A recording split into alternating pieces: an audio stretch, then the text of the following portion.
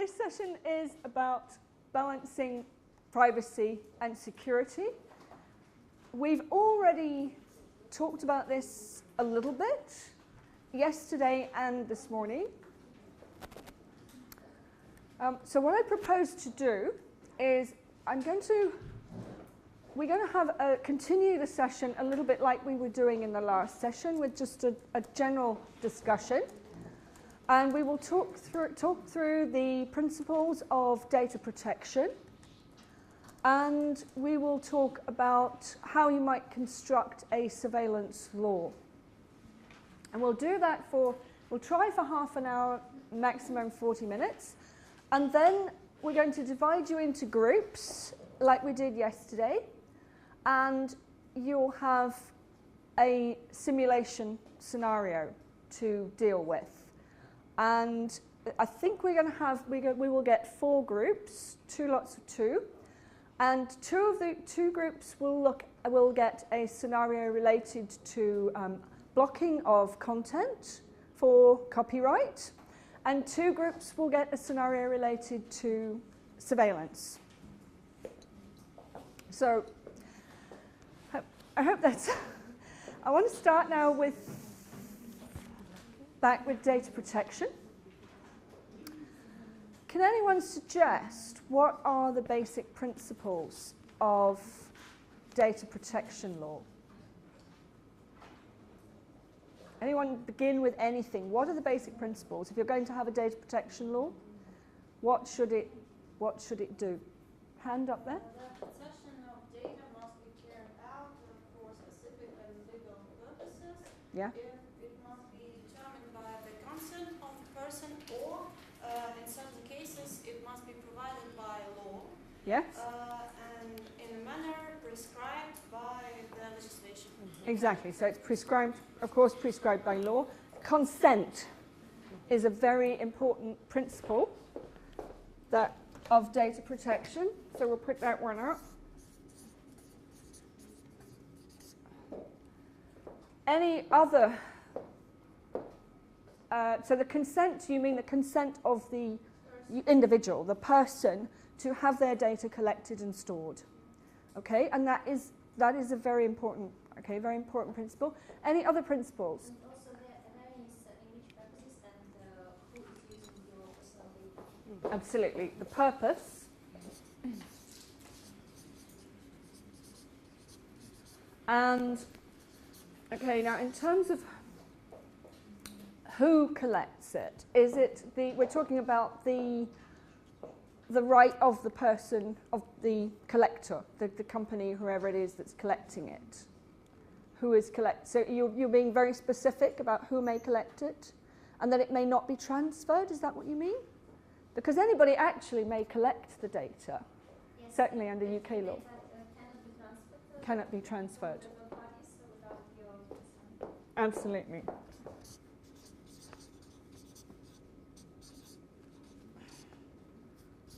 Okay, so not without consent. Okay, any other principles of data protection law? Encryption. It should be encrypted? It should be. That's interesting because I don't know, it's a good principle, but I'm not sure if the law actually says it. But it would be security, though, is what you might be getting at. It should be held secure, which may be encrypted. It may involve encryption. Encryption will protect it. Will produce security, yeah. But I think the law, as I understand it, actually says it must be held securely.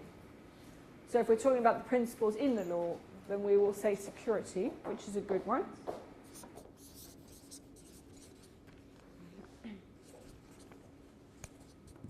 Okay, any other principles? Data must be processed transparently, fairly, and legally. Processing, so it's actually, the rules governing the processing of it.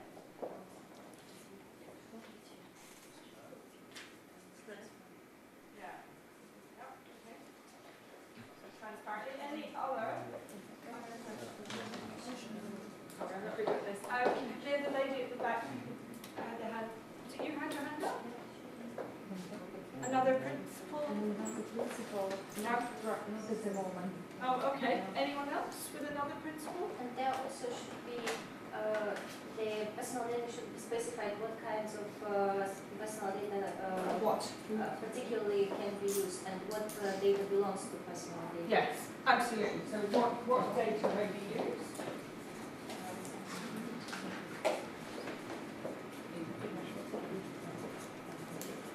What may be? Now, what may be stored or processed? Anything else? Any, Perhaps one more is that states bear responsibility to protect individuals against interference in their privacy. sorry, what was the first bit? That states bear responsibility to protect individuals against interference in their privacy. Yes, the state's responsibility. The state does, yes, exactly. It does bear responsibility, and therefore the data protection law comes underneath it. But if we're talking specifically about the protection of personal data, so anything else you think should be on that list? Can everybody see the list? Yeah. Perhaps one more that this data should be stored for some period of time. Yes, the Not time. more than the limit which is enshrined in the national law. That's really good, yeah. So time limit.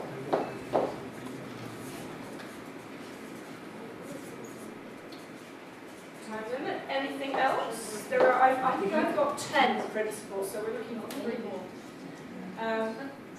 Anything else? Yeah. Person must give its agreement to store personal data. Yes. The consent. That is the And consent. the way must be defined how to And there- collect this. Way how to Yes. collect must be defined. The way it is collected Yeah. must And be. the Okay. way from Yes. How it is. Yeah, absolutely. How it is, and how it is processed. This must be absolutely. Have we captured that? And anything else?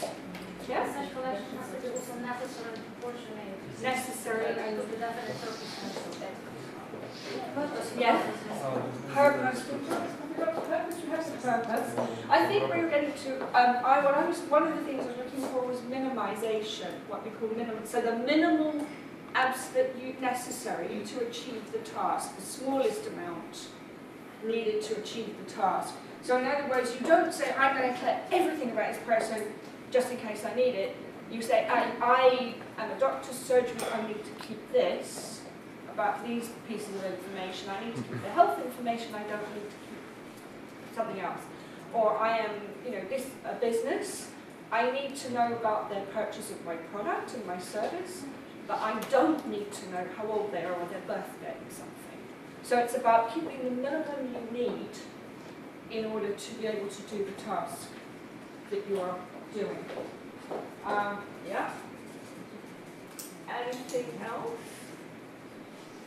I'm just going to check my. It shouldn't be transferred to third parties, to like anybody else. Yeah, no transfer to third. I can add here to third parties because that is how the law does read. Yeah.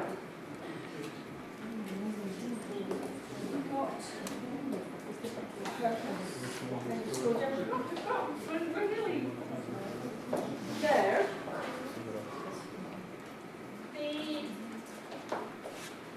Okay, there's 2 more things. What about? Yeah. This data should be monitored and oversight. Oversight, absolutely. So there is a. I'm just thinking on data protection law. Yes, there is an independent regulator. So we could put that one in as well.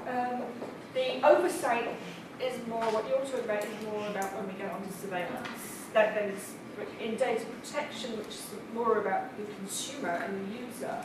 We tend to talk about the regulator. And yeah, Maybe the data must be accurate and appropriate for the purpose. absolutely right. The accuracy is actually that's the one I forgot. So we'll put that one. Let's put extra accurate.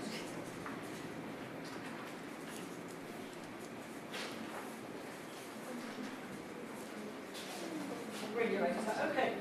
I thought a couple more things that actually relate to the regulator and the roles of the regulator, but I'm not sure it's exactly a principle, but Yeah. a person has a right for access to his or her personal data. yeah, that's one of the ones I was looking for. Yeah, absolutely, the right of the individual to know, to have the access to what is on their file. So to know, so if a company has your data on file, and this might be your phone company, or it might be your electricity company, but they have your personal data on file, you have a right to know what they have on file about you.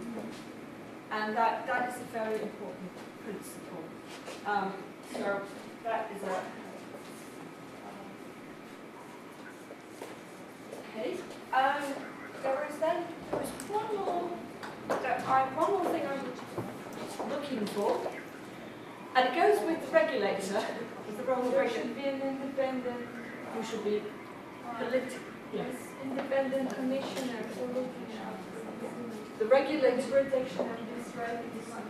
Absolutely, absolutely. Politically independent, so that he can act. Doesn't matter who the government is or what the industry wants. He should be independent of industry as well. I think that's very important. So, yeah, that's the regulator. One more thing, I was thinking about sanctions. What about when the companies get it wrong? What about when your data is compromised, like we had recently in the UK with the broadband provider TalkTalk? And, okay, it wasn't their fault, in a sense, somebody attacked them, but maybe should they have kept it more securely? They ended up with, I think we've had 150,000 people had their data stolen from TalkTalk's database, and they are potentially then exposed to fraud and identity theft. Now, should that company be punished for not having kept it securely? Of course. Responsibility, penalties. Penalties. So if penalties in case the company who is holding that data does not carry out their responsibility or fails to hold it securely. So,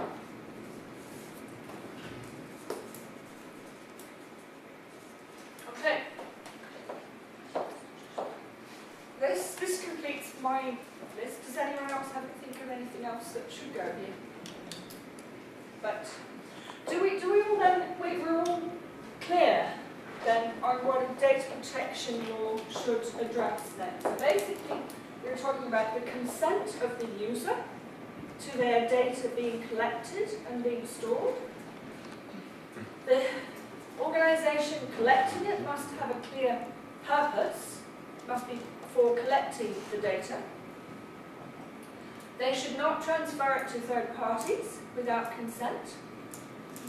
Ideally, that's what we'd say. In fact, what happens under EU law is that there are rules governing the transfer to third parties. So it does transfer. If you think about the online environment, what does Facebook do with your data? Does anybody know? Using for investment. Sorry? Using for investment. Using for investments. Investment. Absolutely, it does. It uses them in order to, it uses your data, because you know if you've gone and you've bought a pair of shoes, you might find then you get advertisements for more pairs of shoes. Just a simple example. This happens at all. Has everybody seen this? Everyone knows what it is? Yeah. So Facebook uses your data for advertisements. What else does it do? Maybe stuff you don't see. Research. Sorry? Research. It does research, Yeah, absolutely. it does research, and it, based on the research, it determines or shares with the world what are going to be the tendencies of development in terms of human interaction, preferences, gender-related issues. So it's really using our data to make kind of future kind of planning and influence the decisions that are being made by governments, by private sector, technical community, whoever. So it can do research. What else? I mean, I'm trying to get at something else though. What else does it do that we might not see? but it does. Okay. Where does Facebook store your data? Where's the cloud? Everywhere. No, where is there is a serious question. Where is the cloud? It's some server. It's Some servers, server. yeah. I don't know where it is. But Okay, that's a good point. You don't know where it is. Yeah. You don't know where Facebook is storing your data. You don't know which country. Maybe in USA. That's where we're getting to. Okay, so Ukraine is not in the EU, but this is a big question. It's been a big question in the EU in the context of a new law that is currently being processed in the European Parliament. And this is the really difficult political question, which is where your data is being stored. Because in the EU we have very strong rules on data protection. All of these principles are governed, and they're at quite a strong level to make sure that all our data is protected. But what happens when we have companies that are storing our data outside the EU? Does it get the same level of protection? No, it doesn't. No, it doesn't. Not necessarily. And in most cases it doesn't. And the EU has a particular issue with the United States because the data protection laws there are different. In fact, there is no data protection law in the United States. There's no federal law. 1 or 2 states have laws. California does have some laws, for example. I think 1 or 2 other states have individual laws, but there is no federal law covering data protection. In the United States, they have a right to privacy under the US Constitution, but they do not have a data protection law. So companies there are much freer in the way they use the data and what they do with it and who they transfer it to. So the EU has a big issue with data of EU citizens being transferred to the United States. And of course Facebook does this all the time. Facebook servers are in the United States. I think they have a big new data center in Texas, I think you'll find. That's where their servers are. They do, I think, they have a headquarters, a European headquarters in Ireland, and I think they have some servers there. But their main servers are in the United States. So what's Facebook doing? It's sending our data to the United States. What else? So Facebook transfers your data to the United States, okay, where it might not be as well protected. What else is it? Once they have been transferred, you have no idea in which purposes they can be used. Because the company can transfer your data even to the authorities of the United States, and you may never know for what purposes they were used and whether you were the object of the surveillance of these authorities. Okay, and we know that, of course, thanks to Edward Snowden, we know a bit more about what's happened, what they do there. This is absolutely right. They transfer it to third parties, and one of those third parties might be the government of the United States for surveillance purposes, and we understand that that happens. But who else might they transfer it to? Because do you think they transfer it to other companies as well? For some other purpose.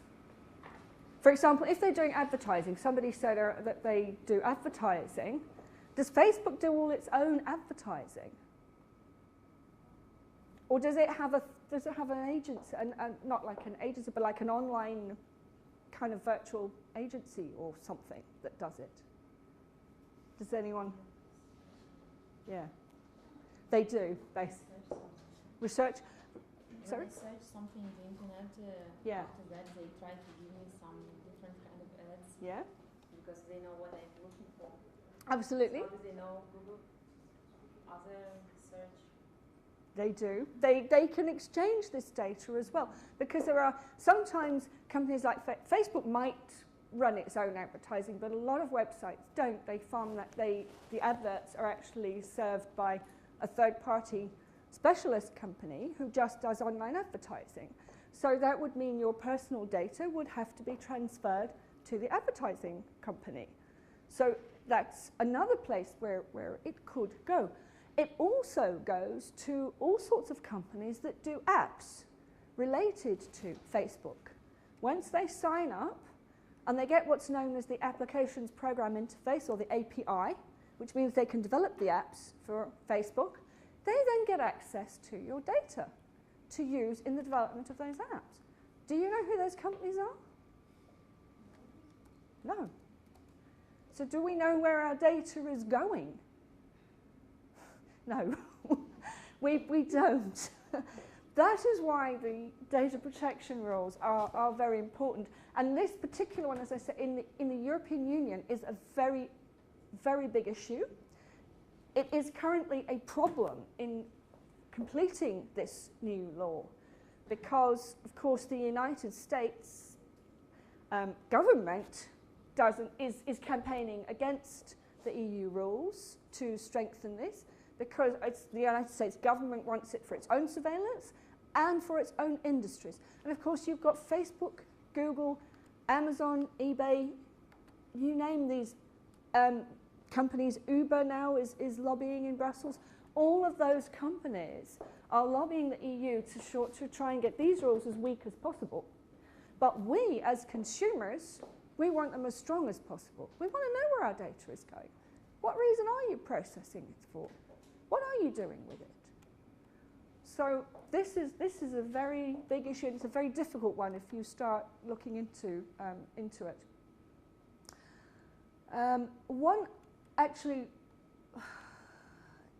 Let's go on. Let's go through keep just running through this list so we're sure about it. Security, I think we all understand why we want our data kept secure. We don't want the possibility that some hacker or somebody else can get access to it.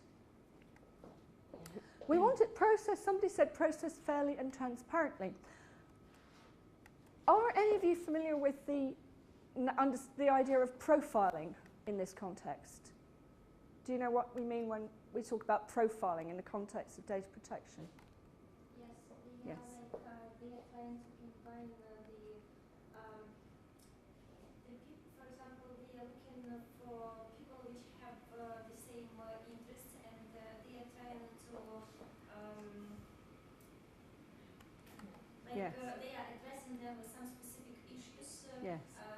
based on their interests and on their maybe even on their search history. Yes. Using these search engines. Absolutely. So they can get what's called a profile. So they get a profile of you, which says, you are a woman, you're a certain age, you have a certain interest, you have a certain profession, maybe you play tennis, maybe you like going to the cinema, and then they have a picture of you, which they can also then use in displaying the advertisement. So it's not just you just search for something and you get the advertisement, but it's you are a young woman who likes playing tennis, so I'll advertise tennis rackets. Just to give you a very simple example, but it could be, and they do that for all kinds of people, and they will have individual profiles.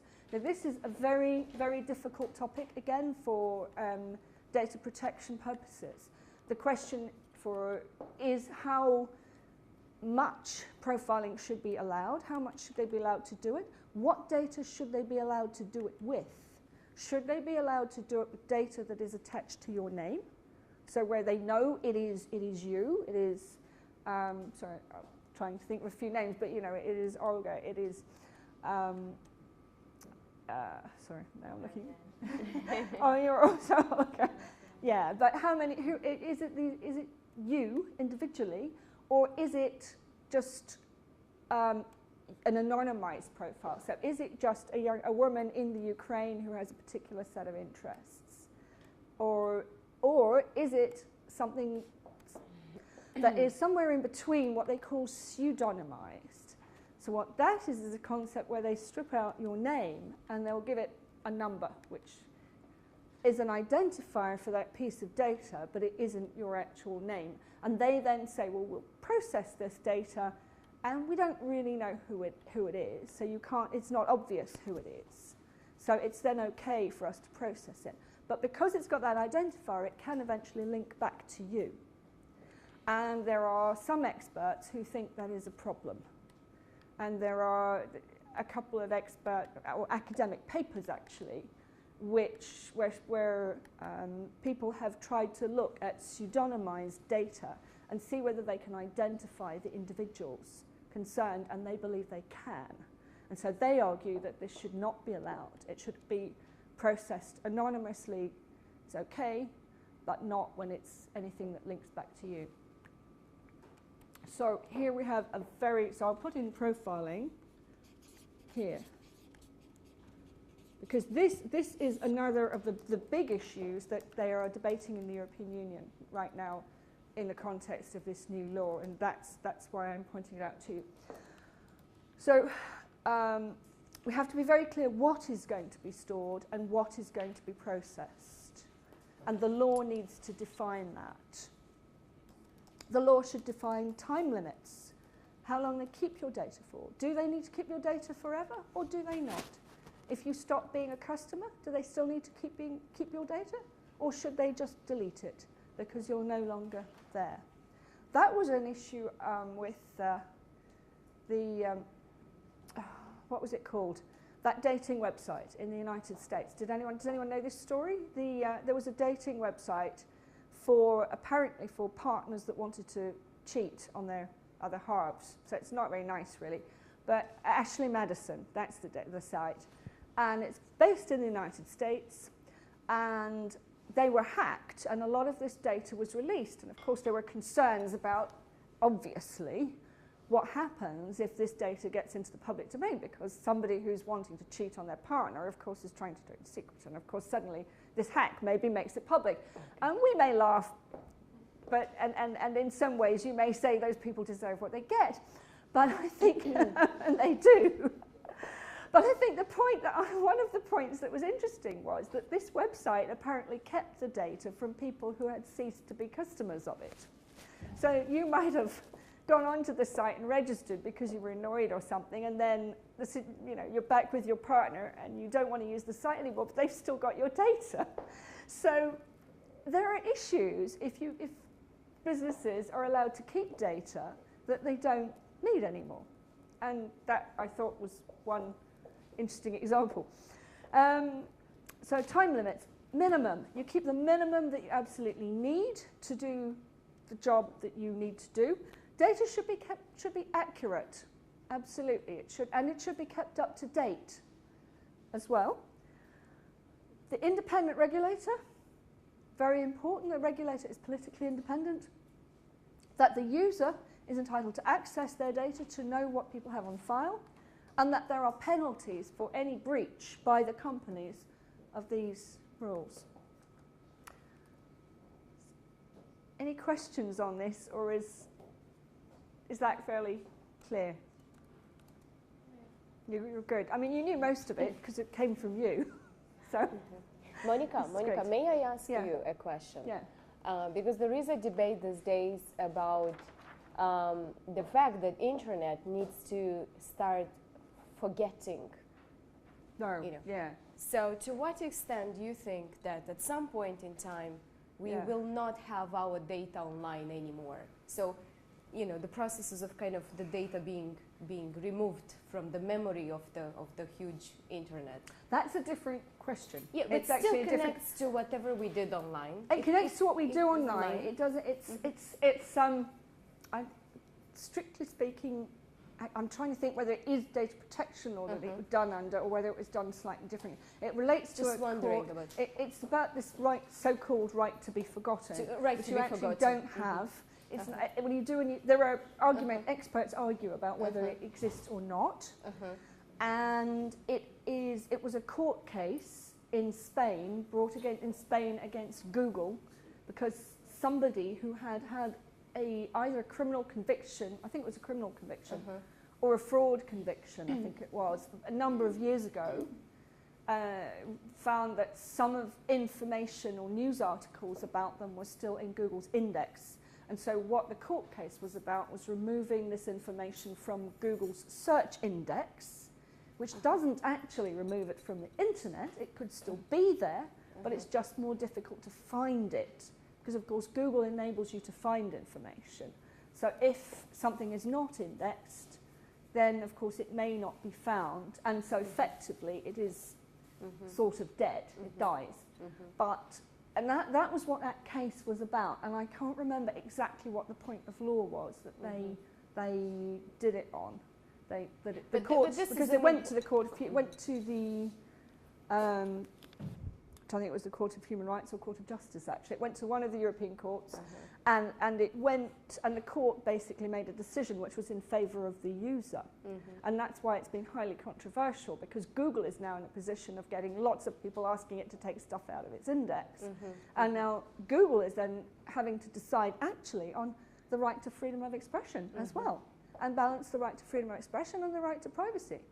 If this was a politician and they had committed a fraud, is it in the public interest that this stuff remains online so that we all know what this politician did in the past and may do again? We want to know if we have a corrupt politician, for example. So if it was a politician, would that make a difference? And should Google be the person to judge it?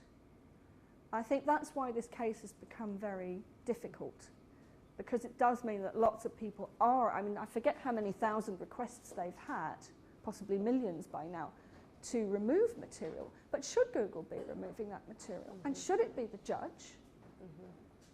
And where is the balance between the right to freedom of expression and the right for us to know things about the public life and the right of somebody to keep something they've done years ago, and they might have changed, they might have become better people, and you know, they might have improved, and why, you know, you would have some bad information about that person on the internet. Exactly.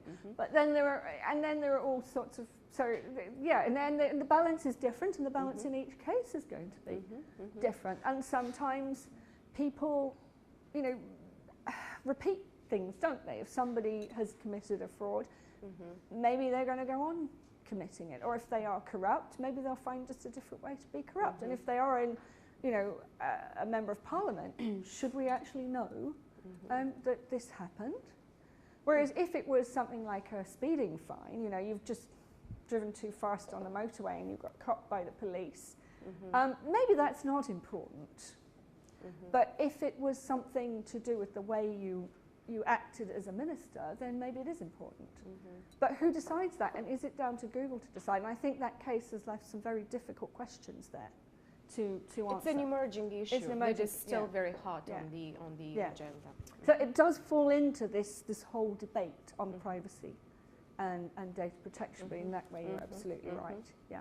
Does anyone have any comments on that before we move on to look at surveillance? Any more? Did you all know about this case?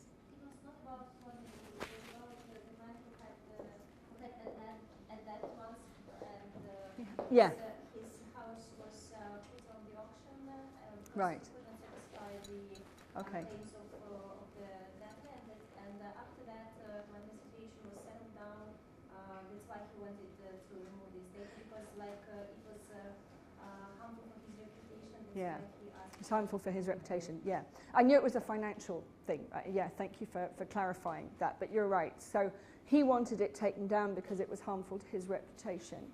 And so the court agreed. But the problem that it's created is still now that Google has lots of requests, and some of them won't be quite so genuine.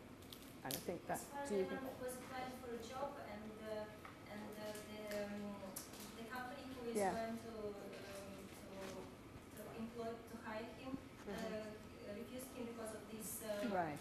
And that's why then he filed a complaint because the court asked him to remove. Interesting. Yeah. So because it can affect what you do in future. Is that the same? Let's just ask the question though. Is that the same as somebody posting a picture on Facebook, like when they're a student? You get a lot of students, particularly in Britain, they get very drunk, and then they post these pictures of themselves being drunk and doing something very silly on Facebook, and then a few years later they're applying for a job, and their employer sees it. Is that the same situation or not?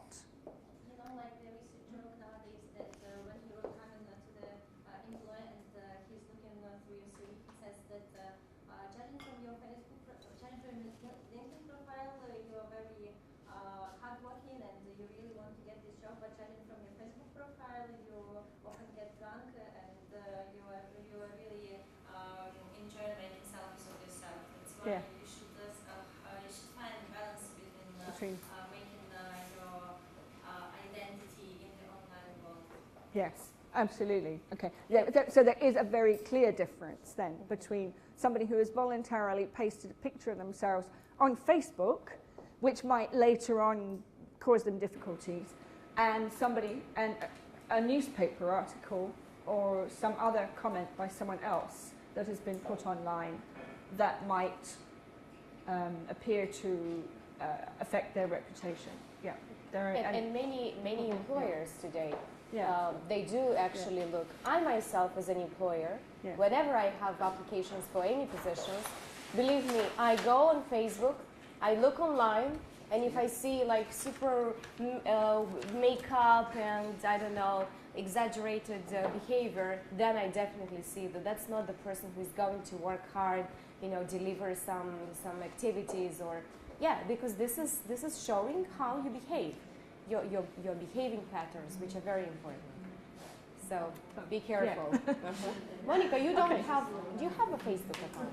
I Right. do. Yeah, you I have. do. Yeah. But I don't use it much. There are people who don't. No. Okay. Let's move on then to look at surveillance, because I do want you to do this exercise, the simulation exercise, and we need to just cover a little bit about surveillance and the way a surveillance law should be structured, because that's something I want you to go away and think about in the exercise. So, surveillance laws and human rights, of course. So what do you think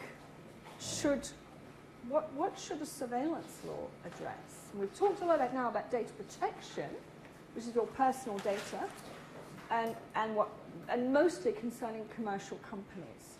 What is now, we're talking about states conducting surveillance on you, using the data that is given away every time you browse the internet, every time you send an email.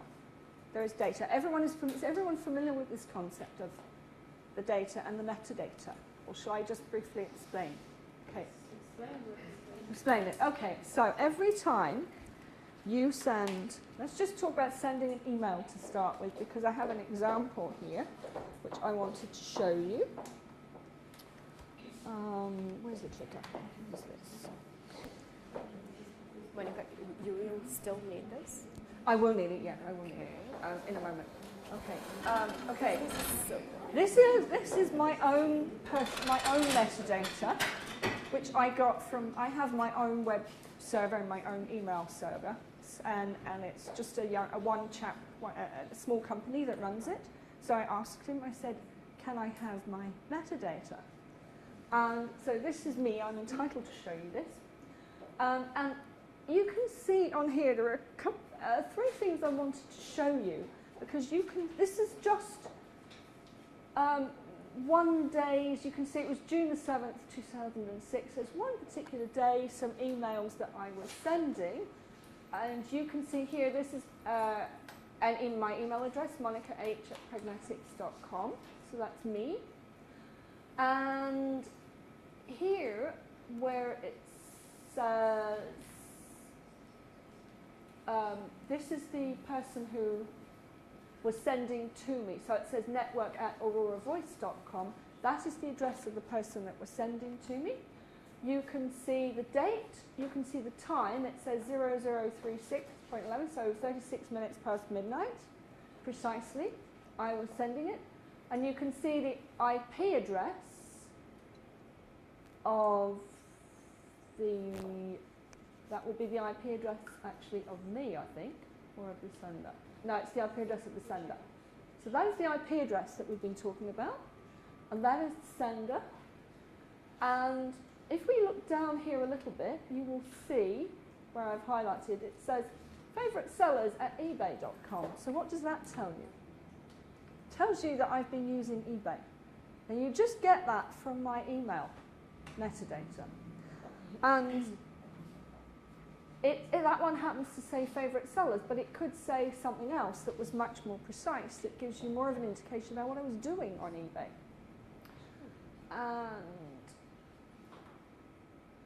And what I wanted to show you here was just from this little bit of metadata. Here you have an address and it says eq.edu.au. Now, .edu.au is an academic institution in Australia. .au is Australia. So already you know, just from this little bit of email, that I'm an active user of eBay and I've got contacts in Australia.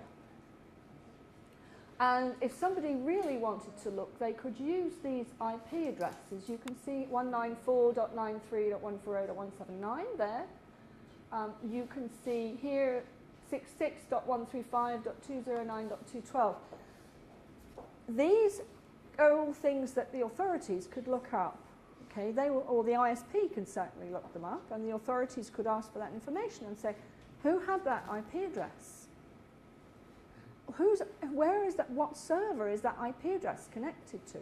So if somebody really wanted to look at what I was doing, they could get all those IP addresses and they could see what servers they could connect it to, and they'd already be building up a picture of me and what I was. And supposing I wasn't me, supposing I was a terrorist, they could then start figuring out who my connections were. But supposing I wasn't a terrorist, but I was just someone the authorities were interested in, and they wanted to know who my connections were, just from my email, they've got information there that they can start connecting and figuring me out. So that's what I wanted to explain.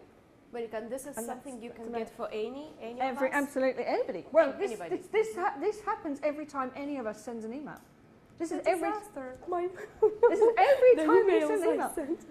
And if this is kept, this is the point. So this is one of the things that when we're talking about surveillance, this is one set of records that they want to have, and they want to get this for you for a whole year. At least that is the new UK law that's proposed. They want this to be stored for a whole year for every single individual in the United Kingdom. So under the EU law that was in place, it could have been up to 18 months. So a year to 18 months, the authorities want to store every single email that you've sent, which tells them every single person you could have communicated with, every single website that you are communicating with if it's emailing you, and every single thing, in fact, that you are doing is going to be stored for that amount of time. So that is why, and that is what is known as metadata. And you will sometimes hear the authorities, the politicians who are defending these laws, they will go on television and they will say, we only want the metadata. We don't want the content. Of course. We aren't going to be reading your emails. All we want is the metadata. Please let us have it. You know, but that is only the metadata. Do you get? Yeah, it's everything. You get the picture. You get the picture. The metadata tells somebody who knows how to use it what you were doing, what time you were doing it, where you were, and what kind of stuff you're interested in, who your contacts are. You know, it tells them your whole life. They know if you were doing the banking, if you were talking to your mother, if you were talking to your lawyer, if you were talking to your friend, or actually if you were making some kind of terrorist contact, they would know that too. But in terms of most of us, it's your bank, your doctor, your lawyer, your mother, your family, your friends, your teachers, your students, your professional colleagues, and the websites that you need to look at in order to live that life. And that is your metadata. May I share an example of my personal experience? I know exactly that my metadata is being processed because I'm in communication with important people. And just an example, one of my good friends is a former US ambassador to Moldova. We stay in touch, but for a while, ever since the political instability, my messages to her, they don't get there. So she keeps writing me, Veronica, is everything okay? Are you fine? Is everything fine? I keep writing back, and the messages don't get through. So we had to change and find other email addresses.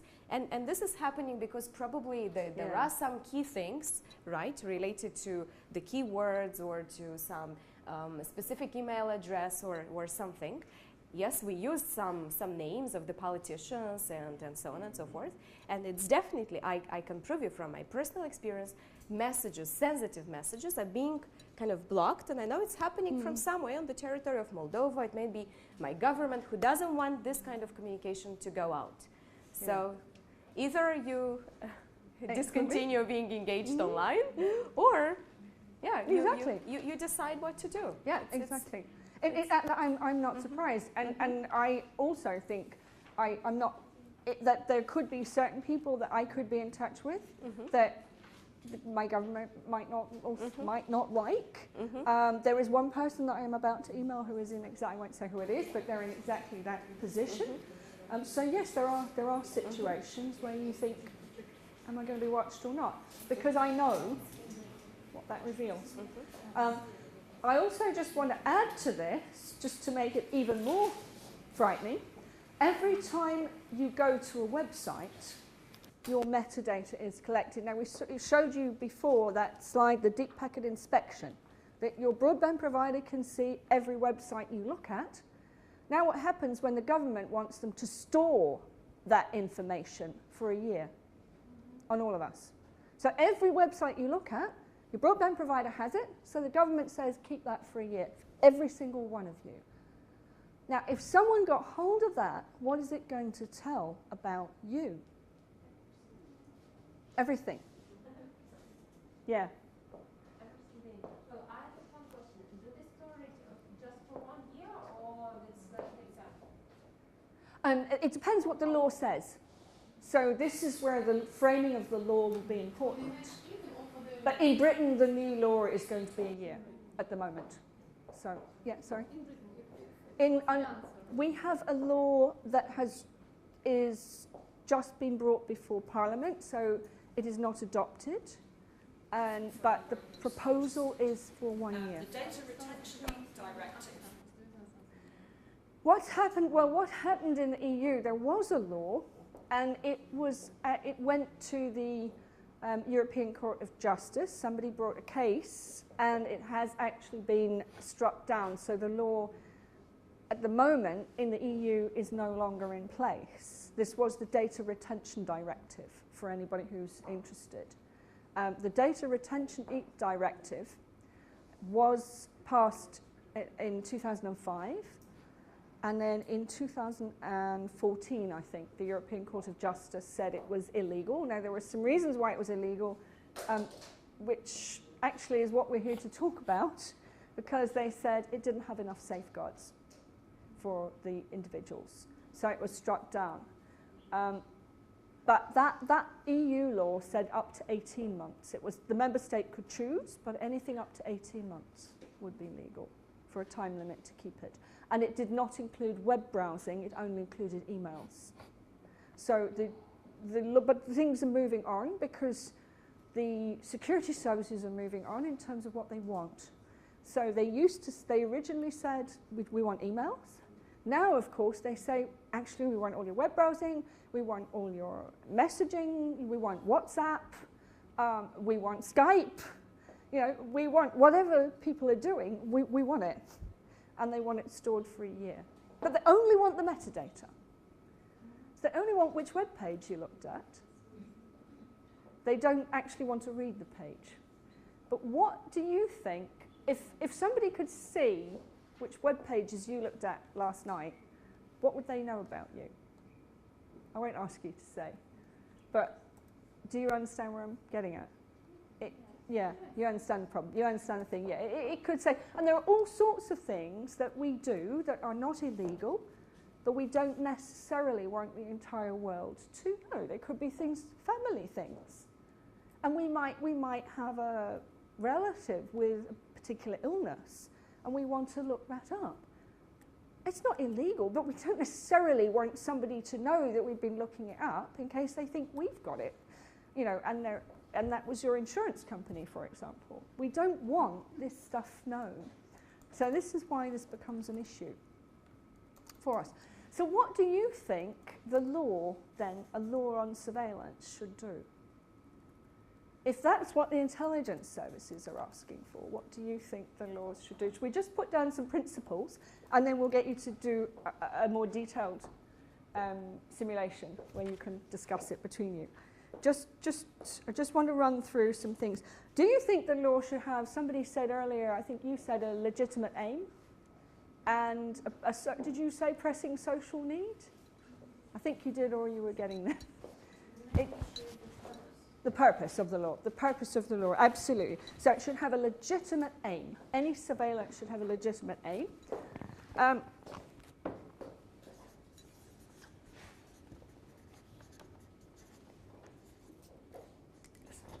Should have a legitimate aim. Now, what about the need for we're in a democratic society? Should the government have to justify why they need this surveillance law? Yes. Should they have to? Yeah. National security. National security, right, is the obvious reason why. Yeah, absolutely. So there should be it's in the legal term is a pressing social need. I think that pressing means it really is urgent. We have to do it. We don't have a choice, and the need is society needs it. So that should be clear. There should be a pressing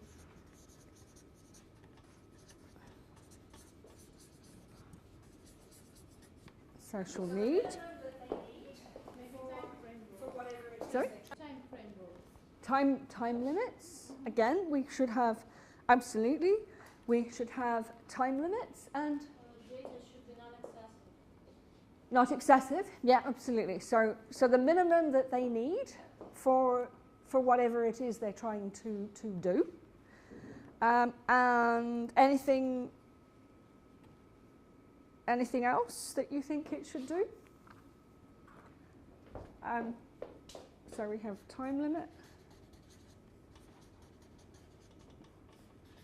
Not excessive. Not excessive. Sorry, again. Punishment for getting it wrong. It's a bit difficult when it's your state intelligence, when it's the security services. I would agree. I think what we might look at, though, is what you're getting at, perhaps, is we should have some oversight. That somebody they should be accountable to the public, because we are the citizens they are supposed to be protecting. Should they not also be accountable to us for the surveillance that they are doing? Would you agree with that? Yeah. And and who should do that accountability then? Who should be responsible for making them accountable? But this is the intelligence services, so should there be somebody overseeing them? Because we have the regulator for the data protection, and for the civil purposes, we have a regulator. Now, with the intelligence services and the security services, who should really oversee them? Do you think the courts have a role? Do you think that they should go to court to ask for the data that they want? Yes? Sorry? Not sure. You're not sure? Maybe they could? Yes, I believe that they should, but it's the only way to make sure that they are not get more data than they need for this specific task. Yes. But in reality, In reality, what? The courts, they won't go to court? You think they won't go? Okay, that's possible. You think, and you're probably right, they probably wouldn't if they don't have to. So does somebody make them go? Is there some other, what about Parliament? Should Parliament say something? Maybe the Parliament may Parliament. make them go. Yeah? Parliament can make them go? But you know, it takes time. Sorry? It takes time. Yeah? So to just go to court or to go to Parliament, yes, so for them to just prove Yeah. so that they can just use that data. Yeah? And So Mm. the reaction and the actions should follow just Yeah. Be immediate. They should be immediate. This is interesting because we've had this discussion in the UK actually about whether it would take time for the judges to make their decision, and the answer has come back that apparently British judges are used to making decisions even in the middle of the night, and used to making very quick decisions. So the response came back, actually the judges will do it, and they will do it in time. But that is Britain. It may not be Ukraine.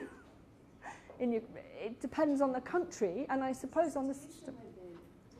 Situation is different, yeah. In case of terrorism, for example. Exactly, yeah. In case of terrorism, the judges have to be prepared to make these decisions very quickly. So that is one way of doing it. There is also the situation from the US perspective, which we understand now thanks to Edward Snowden, about these FISA courts.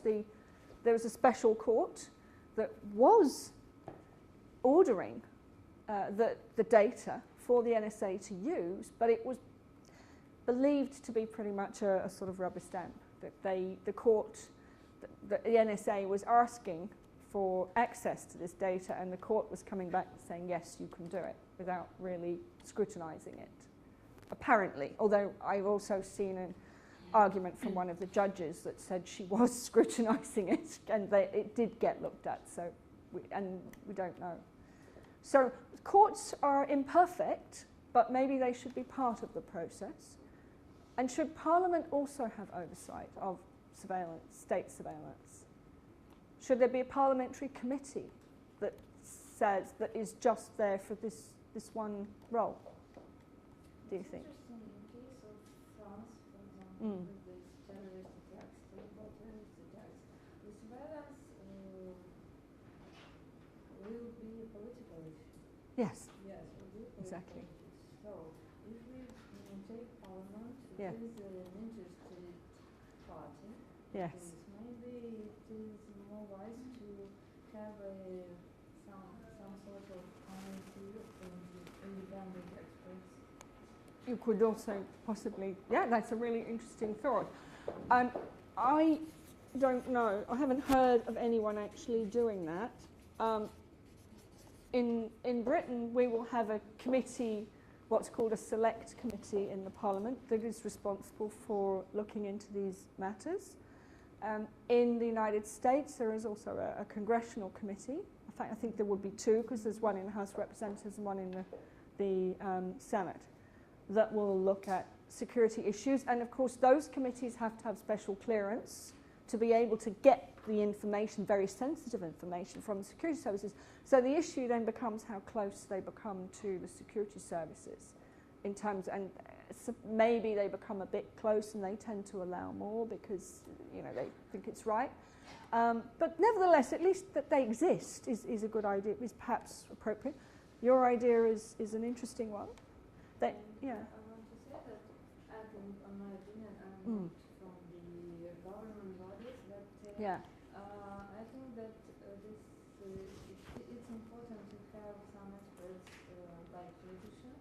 Yes. The others lawyers. Yes, lawyers. Because Yeah. we cannot afford to make this issue absolutely political. Yeah, you're. It's absent. I think you're right. I think you're right. I think you're absolutely right, but I'm not sure in terms of when they are constructing a law to address surveillance.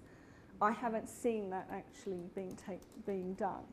But what tends to happen is either the courts, which are imperfect, or a parliamentary committee, which is also imperfect.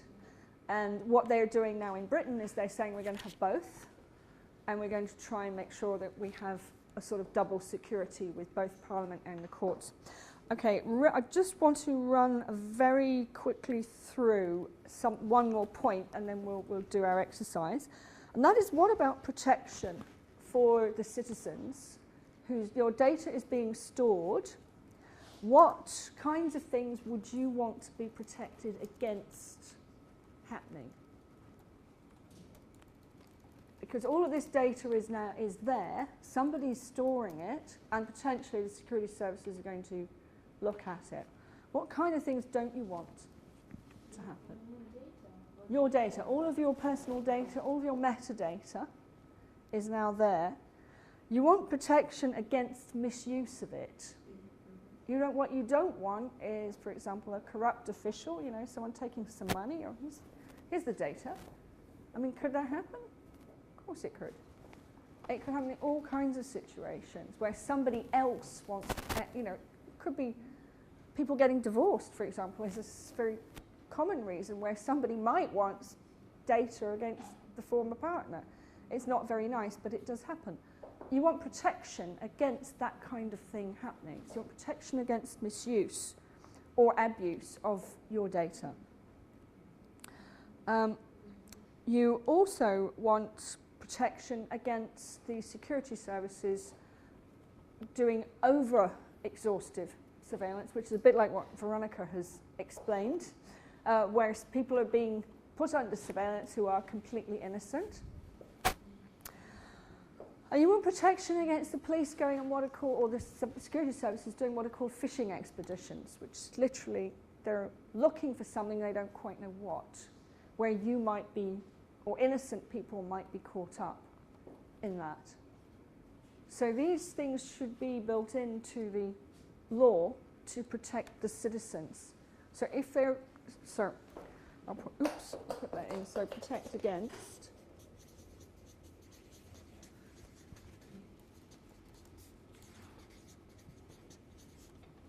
Abuse and okay. So I'm just trying to think if there's anything I've missed here, but I think we're pretty much there. So basically, the law should be very specific. Oh, there is one more point that I think we should mention. If the intelligence services are going to use this data, do you think they should have reasonable grounds to suspect that somebody has committed a crime or has done something wrong? Do you think that should be the case? That they should suspect, they should have that somebody is a terrorist. And then, okay, we think he's doing something wrong, can we have his data now? Do you think that is a reasonable way to do it? Yes, I think we're getting a lot of, yes, yeah. Okay, I think so too. So that they only use the data from the people where they have some ground for thinking they are bad people, and then the rest of us who are innocent are left out. Unfortunately, our data is still there, and that's why we need to protect against the abusive practices.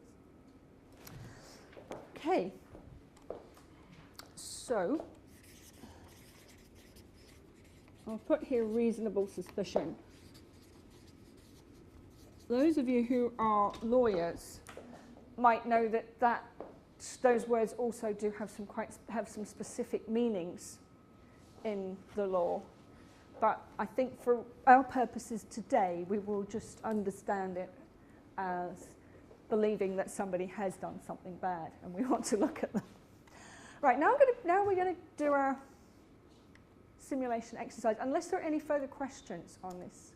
Anything that anyone's not clear on regarding surveillance laws? Okay. Should we divide into groups? And I'm just wondering which way, but maybe we'll just do it simple. We're going to have two groups on this side. And look, how many of you are there? 1, 2, 3, 4, 5, 6. 1, 2, 3. Yeah, okay. So it's 1, 2, 3, 4, 5, 6 in one group and 6 in another. And then I'm not sure if we're going to have a few more here actually. 1, 2, 3, 4, 5, 6. 1, 2, 3, 4, 5, and we've got 8 there. So we might have to have two groups of 8 on this side. 7, 8.